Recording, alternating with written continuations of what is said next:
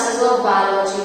So this class is for the student of class 12, and today we are going to start a new chapter, which is biotechnology, principles and processes. You have studied for the chapters and you have given examination of that chapter in first term examination, and now for the second term we are going to start a new course, and now we are discussing about this chapter, which is biotechnology, its principles and also some processes. So the first thing is that what is biotechnology? So it is a branch of science that deals of any use or alteration of organisms, cells or any other biological molecules to achieve specific goals in human welfare.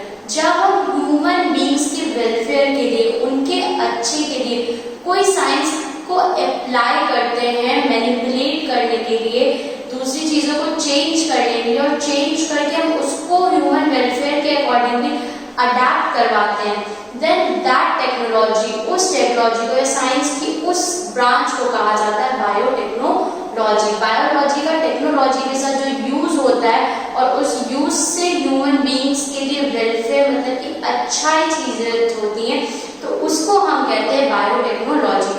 But biotechnology हम बोलते हैं कि modern use of technology, but still its historical perspectives are also present. Early humans also use some technologies in science which are useful for them. First example is that around 5000 BC, around 5000 BC, early men used to produce or products wine or vinegar or breads, and these wine, vinegar, curd, breads, all these things are formed only by the process of fermentation.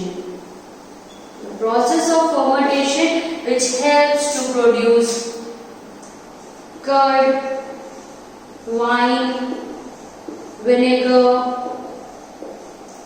or bread also.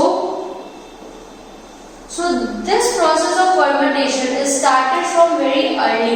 This process you can see in around 5000 BC. So this biotechnology is used since then, and also they used to store grapes and make them sour in the vinegar, and they used to drink them as a wine. All these processes are the historical perspectives of the biotechnology, that history is present since beginning on the earth. Man used to apply science for its welfare. The next thing which we are going to study today is principles of biotechnology. What are the principles? What are the important things which affects biotechnology? So there are two major principles of biotechnology. Number first is genetic engineering. Genetic engineering, and the second one is biochemical engineering. Biochemical engineering. So now the question is, what is genetic engineering and what is biochemical engineering? Genetic engineering is found when any gene manipulation takes place. When manipulation in genes occur, then only genetic engineering takes place, and this genetic engineering is done by DNA technology. So this is also known as recombinant DNA technology, because in this case the manipulation in genes take place, the DNA has to be recombinant. That is why this process is also known as recombinant DNA technology. The second one is biochemical engineering. Like you know about tissue culture. Tissue culture is the process in which the seeds can be grown in an other medium which is produced for that culture only, and that tissue culture is also considered as biochemical engineering. In genetic engineering, the manipulation is done in the genes, but in biochemical engineering, the biochemistry applies. That means they used to their hybrids, they used to clone their offspring in the artificial medium, and from there biochemical engineering takes place with the help of chemicals in the medium. That means an artificial medium is prepared, and in that artificial medium products are used to be applied, and their products are used to be generated from one to another. And now there are types or tools of recombinant DNA technology. You have studied about, there are two principles, genetic engineering and biochemical engineering. Now you have to learn about tools. So what are the tools of recombinant DNA technology? The first principle we will study first of all. So tools of recombinant DNA technology are, number first is enzymes. Number second is cloning vectors. And the third one, which is also very important tool, is the competent host. Competent host. When all these three tools are required, then only the recombinant DNA technology takes place. That means for the process of recombinant DNA technology, for the process of genetic engineering, you need all these tools, the enzyme, the cloning vectors. This is cloning vectors is also called vehicle DNA, which has to go from one place to another, and the competent host, that means which is used for transformation with recombinant DNA. And today we will discuss about enzymes only. Different tools we will study later on. So the first thing we are going to discuss today are enzymes. So what are enzymes? Different kinds of specific enzymes are used in genetic engineering. There is not a single enzyme which is sufficient for the part of genetic engineering. But for genetic engineering, organisms need different kinds of enzymes. Then only the process of genetic engineering takes place. There are so many types of enzymes which takes place in the part of genetic engineering. Basically, enzymes are the catalyst which is used to increase the rate of reaction, to increase the process. Then only the enzymes are used there, which are the only catalyst for the reaction. So different types of enzyme. The first one which we are going to discuss is lysing enzyme. The first one is lysing enzyme. This lysing enzyme is used to break up or to open up the cell, and to open up the cell you have to break down the cell wall. That is why this lysing enzyme is, when we have to do genetic engineering, you have to combine genes, and to combine genes you have to combine two different cells, and the outer structure of cell is cell walls. Inside these cell wall cells are present. So if you want to make this both combined, make this both complete together, then you have to break these walls of the cell. When these walls are break, then only they both can combine together. So to break down the cell wall, lysing enzymes are used. These lysing enzymes are used to break down the cell wall of the cell. For example, the enzyme called lysozyme.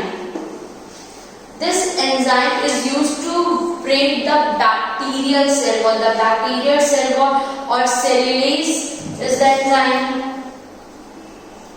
Cellulase is the enzyme which used to break down plant cell wall, and the enzyme called chitinase.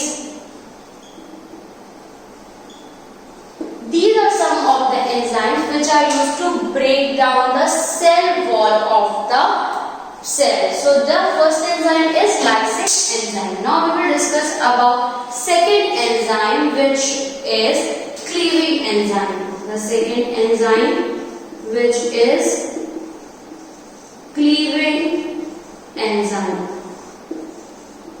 Now what is the function of cleaving enzyme? These enzymes are used to break down DNA molecules. As you all know that genes are present on chromosome, and chromosome are found on DNA. For this technology, for this genetic engineering, DNA is also a major part. So to break down DNA molecules, cleaving enzymes are used, and these are also different types. Number first is exonucleases.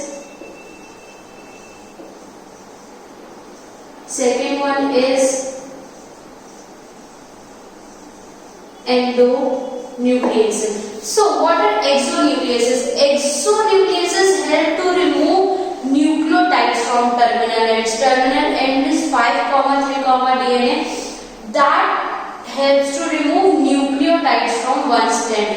And endonucleases, these are help to cut at any point within the DNA. Any part of the DNA, the structure of DNA can be cut down with the help of endonucleases. And the third one is also very important, that is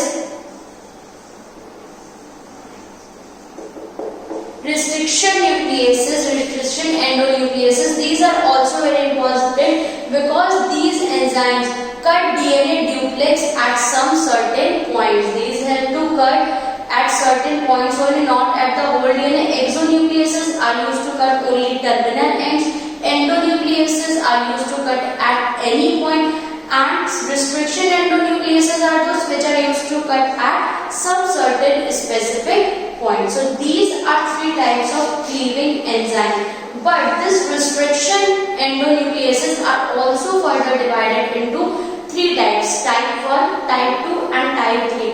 Type 1, which is consist of three different subunits.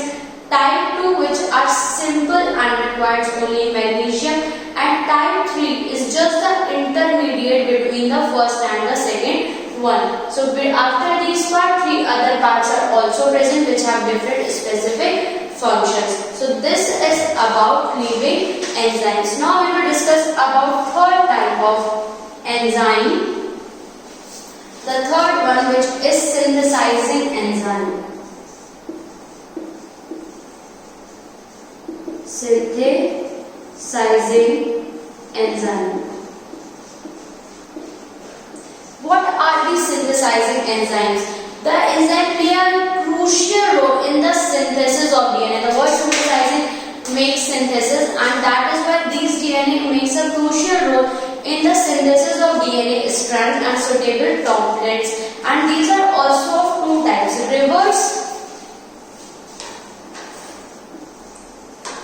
reverse transcriptions,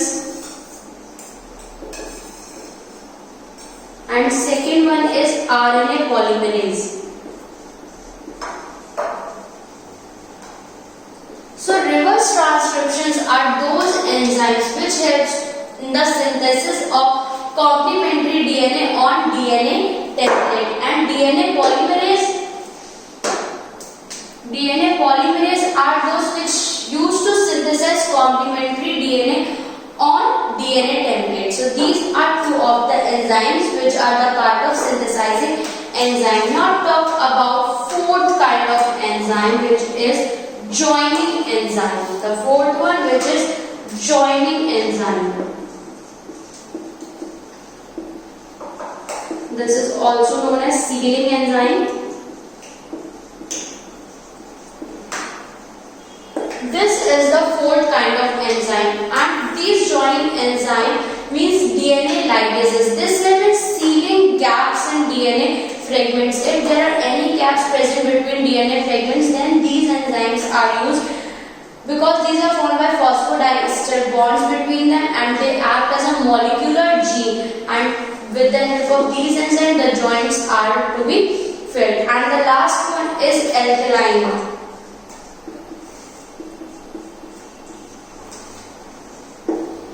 Alkaline phosphatase enzyme AP. This enzyme removes the phosphate group which is present at the 5' end, and it also helps to be single-stranded DNA or RNA. So these are the enzymes which are helpful and which are the most important tool of the RNA DNA technology, genetic engineering. So that's all for today, students. Thank you.